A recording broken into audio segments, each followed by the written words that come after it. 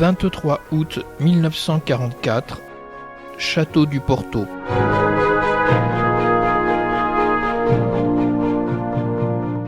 Bonjour à toutes, bonjour à tous. Radio Quartier Libre vous propose de remonter le temps et de découvrir un épisode terrible de la Seconde Guerre mondiale qui s'est déroulé au château du Porto à Poitiers. Voici donc la deuxième partie, l'arrestation de Pierre Gendreau. Amis, entendu le vol noir des corbeaux sur nos plaines. Amis, entendu les cris sourds du pays qu'on enchaîne. Au château du Porto, le comte de Saint-Seine a été, les Allemands lui ont demandé de quitter le château et l'ont réquisitionné. Lui, il a été habité dans la ville de Poitiers et il a laissé son château aux Allemands. Comme beaucoup d'autres maisons ont été réquisitionnées, je crois qu'une centaine de maisons dans Poitiers ont été occupées par les Allemands, les propriétaires étant chargés de déménager. Donc ce château va être occupé par les Allemands. Alors il va être occupé par qui ? Alors en fait, il y a un groupement militaire qui gère, avant 1944, la politique allemande qui s'appelle l'Abwehr. Bon, voilà, c'est le nom d'une structure politique de l'Allemagne. Et cette Abwehr s'occupe vraiment de la politique de l'Allemande jusqu'en 1945, à partir des années 29, je crois. Et par la suite, peut-être que vous avez entendu parler d'un attentat qui a été commis contre Hitler par des militaires le 20 juillet. Après l'attentat manqué contre le chef de l'État allemand, cet aspect de la pièce du grand quartier général, où le Führer s'entretenait avec ses collaborateurs, atteste la puissance de l'explosion. Quelques heures après l'attentat, le chancelier Hitler, qui n'a été que très légèrement blessé, va accueillir le Duce. À partir de là, l'Abwehr va changer, d'objectif et va devenir en fait un service de police, un service d'espionnage qui va être lié en fait et rattaché à un autre service qui va voir le jour, la Gestapo. Donc au Porto, il y a une division de cette Abwehr qui s'appelle le FAT 355 qui siège ici et donc qui est bien lié aussi à la Gestapo. Ils sont ici et dans ce FAT 355 il y a des hindous et puis il y a des services, des divisions de l'Abwehr, d'autres FAT qui siègent aussi notamment à Bordeaux.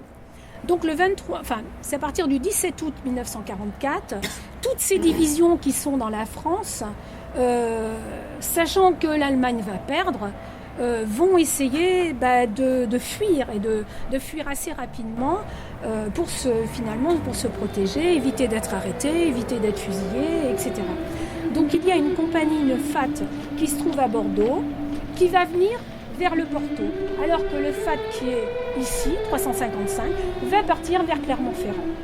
Donc là, à partir du 17 août, le FAT de Bordeaux va venir ici, et il y a quelques hindous quand même qui restent au Porto. Quand cette compagnie vient ici, elle est dirigée par un capitaine allemand qui s'appelle le capitaine Gardner, mais qui remonte sur Poitiers avec deux miliciens. Donc vous avez compris, c'est-à-dire deux personnes qui travaillent pour les Allemands. Alors les noms, c'est Jean Lacouture et puis Jean-Marie Tournadour. C'est important parce que vous allez voir par la suite le rôle qu'ils vont jouer. Donc voilà, on est le 23 août 1944. Et les gens, évidemment, on est dans un contexte quand même joyeux, puisque on s'apprête à fêter la réussite de la France, le fait que la France, les Allemands vont partir et de retrouver la liberté.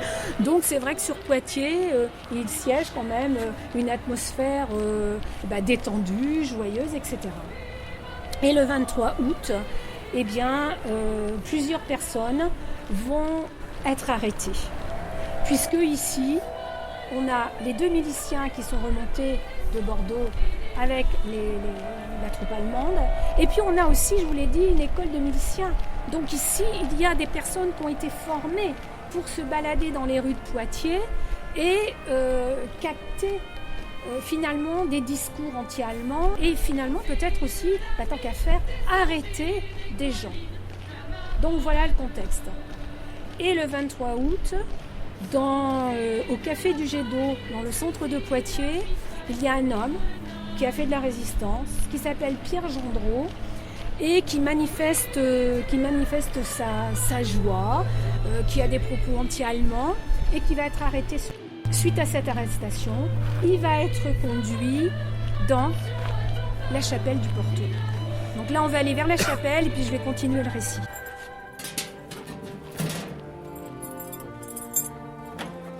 J'avoue que moi, à chaque fois que je reviens dans ce lieu, j'ai toujours une émotion. Parce que, après avoir lu plusieurs fois ce qui s'était passé, l'émotion me gagne à chaque fois. Je ne peux pas m'en empêcher de songer à ces gens qui ont vécu finalement un calvaire pendant une nuit et puis une demi-journée. On est au 23 août 1944. Pierre Gendreau a été arrêté au Café du Jet d'eau et il est amené ici à la chapelle. De la chapelle, il va être transporté dans la salle de réunion et il va être torturé. Je ne vais pas faire ici le détail des tortures.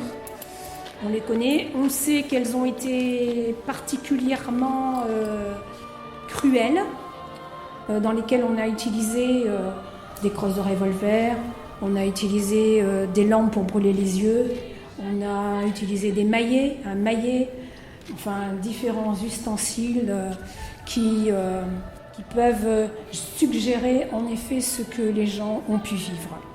Donc je reviens, Pierre Gendreau est ici, il va être torturé.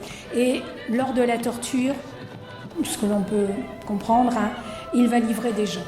Vous avez pu entendre un extrait du chant du partisan interprété par Marc Augeret. Les actualités françaises commentant l'attentat du 20 juillet contre Hitler.